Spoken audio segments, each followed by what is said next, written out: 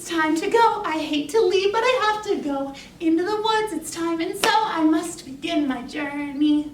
Once upon a time, in the middle of the wood, lived a little girl known as Little Red Riding Hood. Well, her mother sent her to her grandma's with a basket of food, whose state at the moment did not seem very good. Rape is a horrendous crime against women. Can we stop using it as a plot device to define the good and evil amongst men in our movies? Well, one of my hard and fast rules when reading spec scripts was the second that there was a rape that didn't have any sort of narrative purpose or was used as a shock value, I threw the script aside. And honestly, I was shocked by the number that had that. I would say out of these 200 scripts, there were probably 30 or 40 of them that had started with a rape or had a pretty savage rape at some point. Rachel left a note in my locker, begging me to head to her place after school. Well, she had gotten us into the end of the year party. A cheerleader party. You hear the horrors of the stories done to my body and you say, we aren't all like that, you know. Let me show you how gentle my hands are. It is not your fault. You say that your teeth are the same shape as his teeth, but I was swallowed whole. And they asked me what I was wearing. I was swallowed whole. And they said, that's what happens to little girls who get into bed with monsters.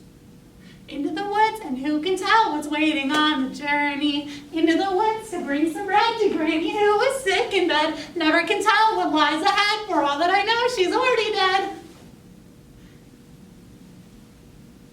A plot device is a character or object whose only purpose is to advance the plot of a story.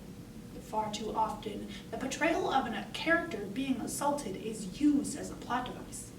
This is particularly used to make the bad guy a solidified evil presence to the viewer. However, this has major negative impacts upon how we as a society view assault. So, through the prose Speak by Laurie Anderson, the poetry Little Red Riding Hood by Risha Ahmed, Little Red Riding Hood Addresses the Next Wolf, and Fantastic Breasts and Where to Find Them by Brenna Tahoy, along with the articles from feminist.org, Variety, Women's Web, and a media analysis on Little Red Riding Hood, Violence and Rape by Tara Conley, and the dramas Into the Woods by Stephen Sondheim. Flipping the script, a program, because it's about time that we start using real plot devices for our stories. Where are you going, little girl, with basket of flowers and hood so red? Little Red Riding Hood, I replied. I'm taking my grandma some cakes. Well, she was so scared that her entire body had the shakes. The big bad wolf had asked, Does Grandma live alone? Oh, yes, she replied. She lives quite alone.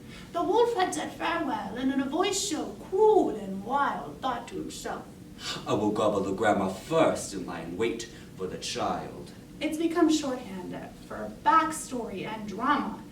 Everyone knows rape is an awful and horrific violation, so it is easy for an audience to grasp. It's like, if we don't top last week's throat slit, well, what are we gonna do? Oh, I have an idea. Let's just completely decapitate her and throw her entire body in the river! Ugh.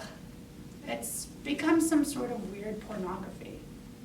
Her experience is never taken up with or engaged in a critical or thoughtful way. Well, she is only important because she is a raped body.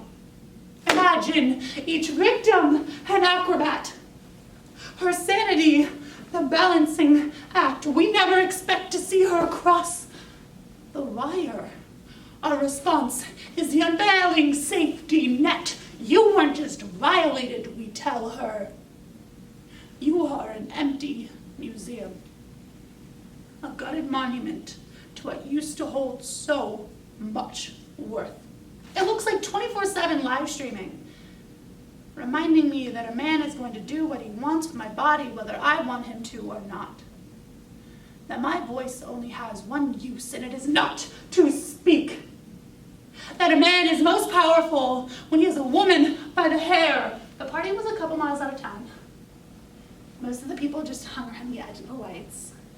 Big earrings and white smiles. I mean, I felt like such a little kid. And Rachel certainly found her way to fit in. Of course, with best intentions, we tell her to reclaim it, to put a price tag on her rape and own it. Don't stand too tall, don't act too strong, come back when you're ready to crumble. Like your bones are made of chalk, rape is used as a plot device with such regularity that we are almost immune to it. Movies are not just movies. They are touchstones, a reflection of our culture and of who we are. I walked into the party and I could still see the lights twinkling, but then I heard a voice behind me, and I mean, it was a senior, and he was talking to me and smiling at me, and then he grabbed my arm and he said, "Come dance." So I said, "Okay." And then he wrapped his arm around me and put his hand on my butt, which, I mean, I thought was a little rude, but the music was nice. I mean, this is what high school is supposed to feel like, right? At last, the cottage came into sight. Well, the door was ajar, so the wolf saw Grandma in bed. In one bound, he had swallowed the old woman and wore her spectacles and bonnet and got into bed ready. Soon after, Little Red Riding Hood came tapping on the door and said, "Grandma, can I come in, or would you like some more rest?" Imitating Grandma's quivering voice, the wolf had said, "Come in," and kept a tin ready to offer Little Red Riding Hood biscuits. "What a deep voice you have," the little girl had said. "The better to greet you with," the wolf had replied. "What a big mouth you have," said Little Red Riding Hood in surprise. "The better to eat you with." More female voices are needed, obviously. But what is also crucial is that men learn how to listen to women and let go of their perceptions. We are calling it theft, as if he could pluck open your ribs and tack your wings to his wall. And then we were on the ground. When did that happen? No. And I mean, I was on the ground and he was on top of me, and he felt so heavy. He felt like a boulder on top of me, and I am just trying to remember how we got on the ground. And no. I am definitely dying right now. I am at Rachel's house, and he hurts me, and he hurts.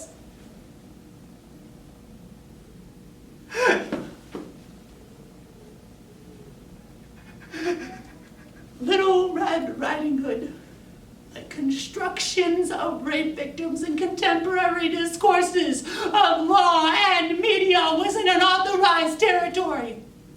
The forest rather than home, talking in a free, uninhibited way to a man that was not her brother or her husband, so in popular parlance. Little Red Riding Hood had asked for it, reminding me of the first time the man I loved grabbed me by the wrist and called me a whore. I did not think run. I thought, wow, this is just like the movies. And when I said no, he must have heard, try harder. But the fact that rape can be irresponsibly exploited does not mean that it should necessarily never be shown on screen. Treat it right. It can often serve as a way to be an effective way to raise awareness, correct misconceptions, or even educate an audience. So if you're going to do it, well, show it from the point of view of a woman. And don't let it motivate a male character. I mean, sometimes going there can be powerful, but sometimes it is lazy and exploitive. The difference comes down to why you're telling the story, who you're telling it through, and what you're saying in the process. He felt satisfied and gave a deep grunt. With a fat, full tummy, he went to bed. And then he gets up and zips his jeans.